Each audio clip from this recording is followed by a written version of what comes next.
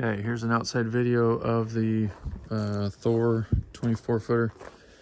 We've got some of these doors here open for you.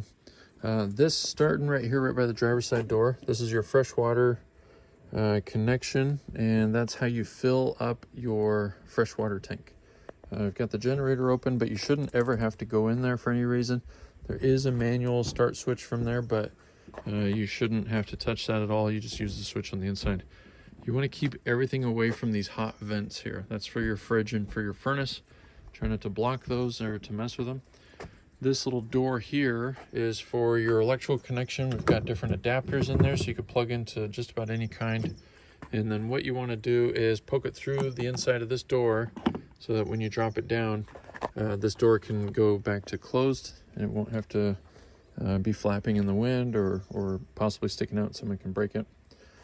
This guy right here is the most interesting part and is where most people have problems.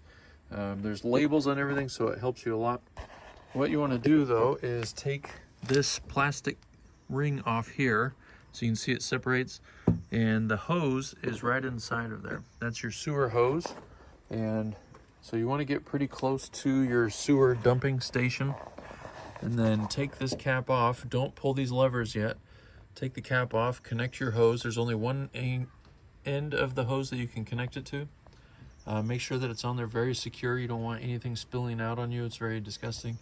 And then this will remind you on what you want to do. So what you want to do is dump your black water, which is all of your toilet water. It's the gross stuff.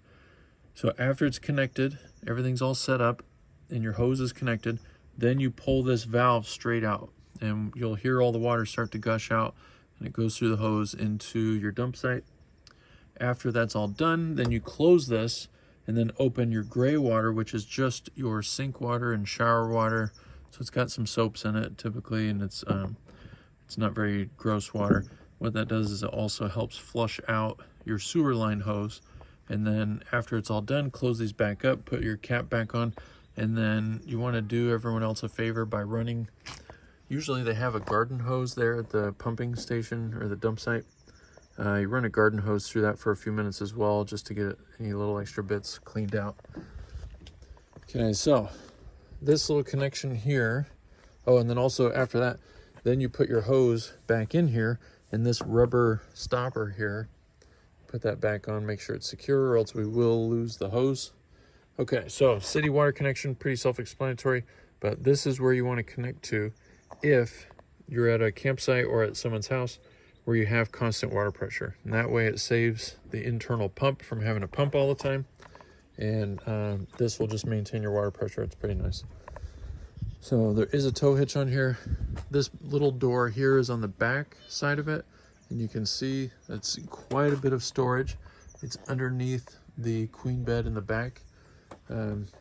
Lots of space in there. So there's wheel chocks, there's gloves, there's a few things, paper towels, toilet paper. We've got this outdoor camping mat. You can wipe your feet on it when you get outside of the door. Here is the other big door. This is where you can fit lots of luggage, extra camping chairs. And then of course, every time you're driving, you want to lock up those doors, be in the habit of that. In here is your freshwater hose. We try to keep that separate. And it comes with the table as well. Okay, outlets if you want to power something outside. Your porch light. This right here is your propane tank. And this little gauge right here will tell you how much propane you've got left. But if you do have to refill it for any reason, we usually take care of that for you.